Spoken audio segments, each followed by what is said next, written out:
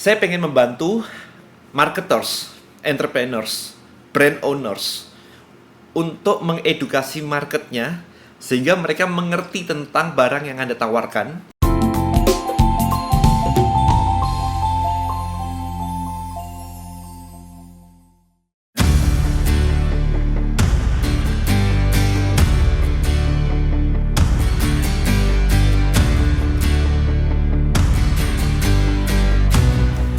So, seperti yang sudah Anda ketahui, kemarin saya sempat posting beberapa kali tentang saya retired dari DMID dan memulai sebuah project baru, yaitu Digital Conversion.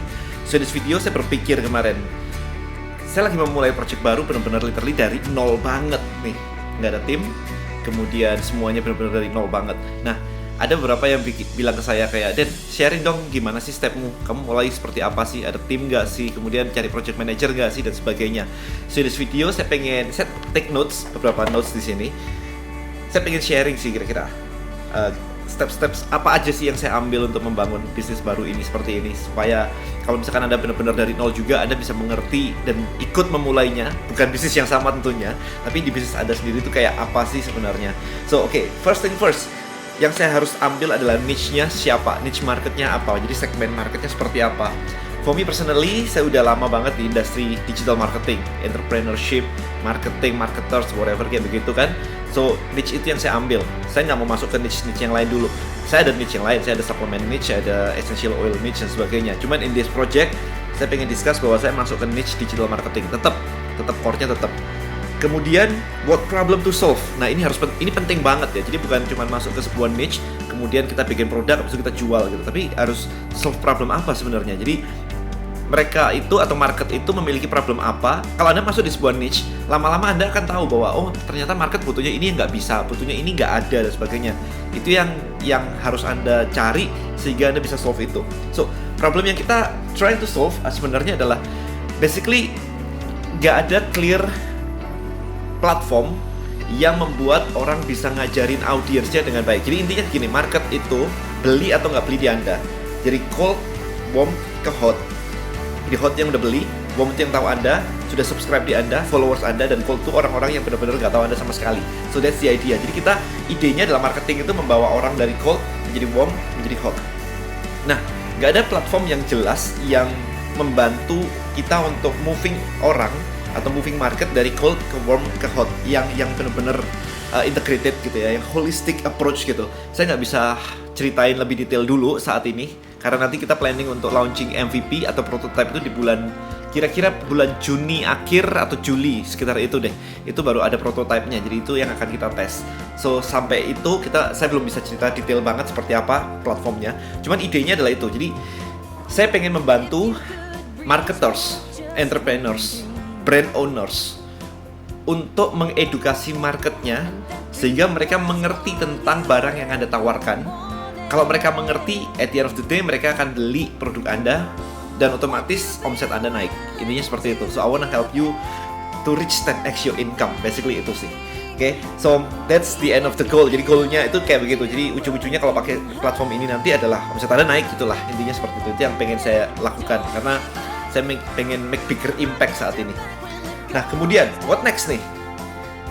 Kalau saya personally selalu nyari tim ya bisnis. Jadi saya nggak bisa ngelakuin sendiri semuanya begitu. I know my strength, I know my weakness. My strength adalah kayak begini nih, spotting new opportunity itu udah biasa banget. Waktu saya masuk di suplemen tahun 99 itu juga kayak di Malang ini nggak ada sama sekali, di kota saya nggak ada sama sekali, dan banyak orang kalau misalkan bilang ke saya mau bisnis tapi di kota saya nggak ada yang support dan sebagainya, itu malah kesempatan banget kalau buat saya nih ya. Waktu di Malang dulu nggak ada kompetitor sama sekali nih, jualan suplemen, nggak ada toko, nggak ada apa-apa sama sekali. It's literally blue ocean, enak banget, marginnya gede, nggak ada saingan dan sebagainya, itu enak banget. Jadi itu yang harus dipahami banget ya. Kemudian saya pengen nyari tim yang bisa melengkapi saya, karena strength saya di spotting opportunity. Saya bisa ngelihat vision ke depannya mau jadi kayak apa, saya bisa ngerangkai bisnis modelnya seperti apa. My weakness adalah di operational, di eksekusi. Jadi kayak Steve Jobs selalu butuh tim cooknya, kayak begitu, nggak bisa jadi satu orang ya, selalu butuh itu. Steve Jobs jago banget untuk networking dan sebagainya, untuk create idea, tapi dia eksekusi week. Jadi dia butuh tim cooknya, handling mulai vendornya, mulai handling retailnya. Sama kayak Mark Zuckerberg juga, dia jago banget untuk create the vision, tapi untuk eksekusinya dia butuh yang namanya Sheryl Sandberg. Jadi selalu butuh tim kayak begitu. Saya butuh pair kayak begitu. Jadi Anda harus menentukan diri Anda yang mana. Apakah Anda jago bikin new opportunity, apakah Anda jago bikin visi atau nemuin ide-ide peluang baru, tapi with di ini operational, atau sebaliknya Anda malah jago di operational. Kalau Anda jago di operational, Anda harus partneran dengan orang-orang yang memang memiliki visi, karena kalau nggak bisa ketemu aja, visinya nggak kelihatan gitu loh. Lama-lama juga kayak nggak ketemu aja gitu kan, ngapain wasting time, mending partneran jalan gitu. Kalau saya seperti itu. Jadi setiap kali saya sharing dengan calon-calon partner maupun tim saya jelasin banget bahwa weakness saya di situ. So don't expect me untuk detail banget di operational, I need help. Karena itu bukan strong point saya. Tapi saya jago banget di mikirin kayak begitu, psychology market lah, mesti ngomong kayak apa. That's my skill. Okay, so itu yang paling penting. So saya mulai finding my team ya di sini.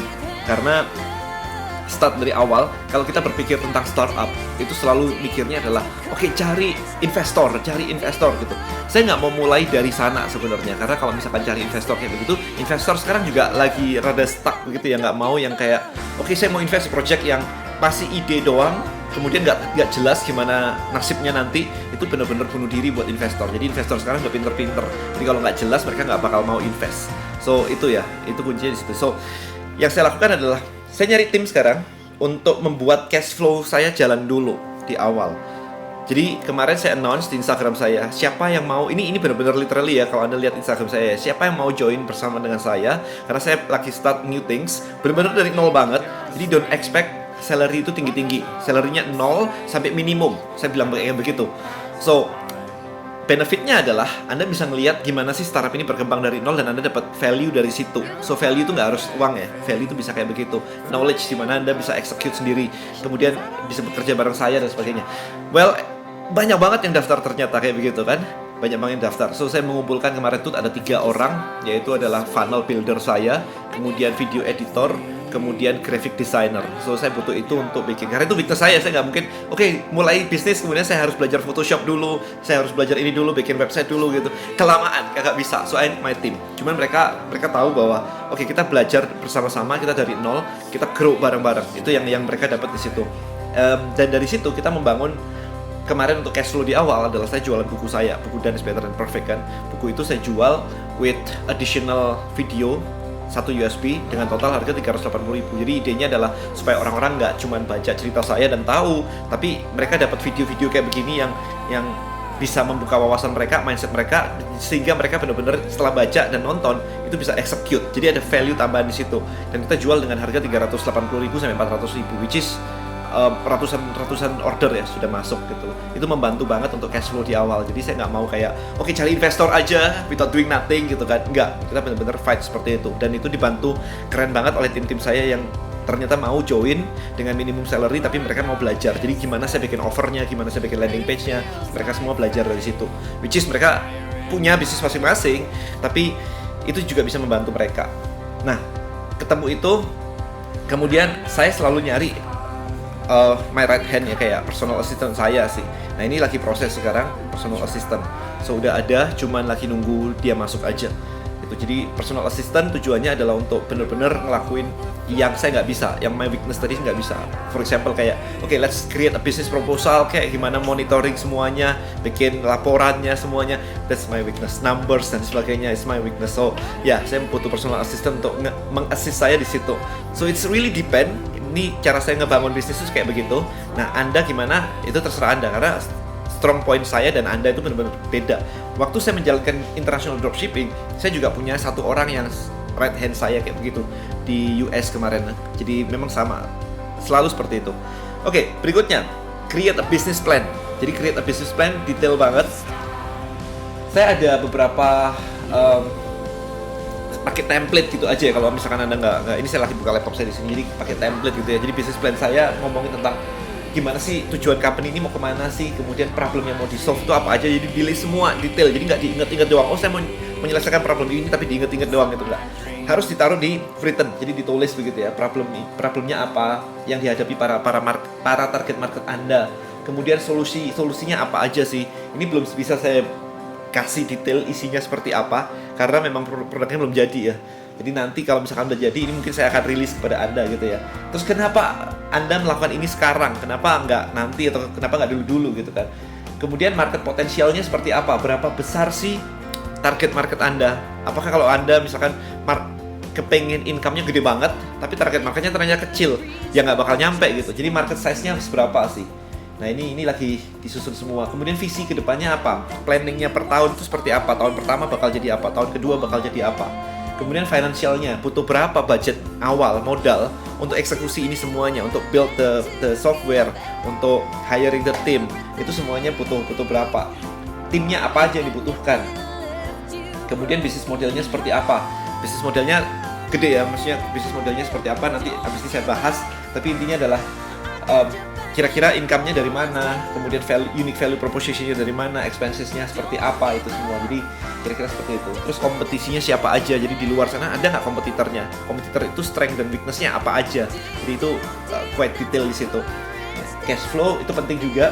Kalau bisa cari something yang bisa membantu Anda cash flow di depan. Jadi kalau saya sih udah biasa ya, saya bisa jualan kayak begini, saya bisa ngelakuin hal yang lain untuk dapetin cash flow. Saya bisa bikin funnel dan sebagainya untuk dapetin cash flow. Nah, karena ini startup digital, kita a bit different daripada ketika saya membangun DMID. Di DMID kita bangunnya adalah training company. Training company lebih simpel ya, karena tinggal bikin workshop selesai gitu kan, dan gitu kan dapat duit, habis itu kita bangunin jadi company. Nah untuk startup digital begini, nanti kalau misalkan trainingnya itu nanti di belakangan. Jadi mikirnya adalah harus diintegrasi. Kalau di training sekarang, di training apaan gitu kan nggak jelas gitu. Tapi nanti ada mungkin kayak training pengembangan software itu, training penggunaan software itu, sehingga orang-orang yang pakai software platform nanti itu bisa mendapatkan hasil yang maksimal. Itu ada trainingnya khusus. So that's the idea yang lagi kita build sebenarnya. Nah kemudian kemarin itu yang paling crucial banget itu adalah nyari partner as a CTO. Jadi kayak saya nggak ngerti teknologi, dalam arti saya nggak bisa ngebangun platform mobile apps dan sebagainya. Untunglah ketemu kemarin, setelah nyari-nyari beberapa teman as a CTO partner begitu, nggak ketemu, akhirnya ketemu vendor sih, ketemu satu vendor yang memang dia punya company dengan tim udah ratusan orang gitu ya, di atas 100 orang kayak begitu. Dan dia menghubungi saya, tahu-tahu menghubungi saya, dia bilang bahwa saya dengar kamu lagi bikin new startup ya, gimana kita bisa assist kamu gitu kan. It's like thank God saya dapat kayak begituan gitu, karena nyari kemana-mana kemarin gak ketemu-ketemu. Itu untungnya adalah kayak saya sering posting di Instagram, saya sering posting di YouTube kayak begini, posting di Facebook dan sebagainya. Itu membantu saya bahwa orang dapat, saya lagi ngerjain something new dan mereka juga willing untuk help gitu. Nah itu kemarin akhirnya dapat vendor. Nah setelah dapat vendor kayak begini, kita kerjain sekarang ini project timeline sebenarnya. Jadi kita lagi merancang semuanya, kira-kira scope of work-nya kayak apa sih, kemudian MVP-nya seperti apa sih. MVP by the way minimum viable product. Jadi kita mau, jadi gini, software itu mahal, oke? So bisa kayak 1 miliar, 2 miliar dan sebagainya gitu untuk development sebuah software kayak begitu. Tapi saya nggak mau ke arah sana dimana, nih 1 miliar ya, jalanin gitu kan. It's crazy man. Kalau gagal gimana? Kalau misalkan gagal kan ya udah hilang tuh 1 miliar. Karena saya udah ngalamin itu di tahun 2010. Jadi itu pelajaran yang penting banget. Saya bikin software, waktu itu saya bikin namanya 6 Reps. Targetnya simple, bikin social network for fitness enthusiast. Karena saya punya industri fitness kan gede banget tuh. Saya kemarin tuh punya jaringan tuh hampir di atas 1.500 orang distributor kayak begitu di seluruh Indonesia, which is udah lama banget waktu itu. Which is saya pikir adalah saya bisa leverage mereka untuk nge-grab market fitness. That's it. Saya melupakan banyak hal yang saya sebutkan di sini, kayak sebenarnya problem yang pengen di-solve apa sih dan sebagainya. Which is akhirnya setelah berapa tahun kemarin, 3 tahun, we lost 3,5 miliar bikin software yang akhirnya nggak pernah diluncurkan ke publik ya. Nggak bisa diluncurkan juga, orang pakai sebentar habis itu nggak lagi, pakai sebentar nggak lagi, karena memang nggak solve problem gitu. Nah di sini benar-benar saya ngelakuin, kayak kemarin Anda lihat, saya juga ngelakuin yang namanya survei market. Jadi saya undang beberapa teman yang potensi bahwa mereka adalah ideal customer saya. Jadi kalau misalkan saya bikin ini jadi ideal customer saya adalah mereka itu.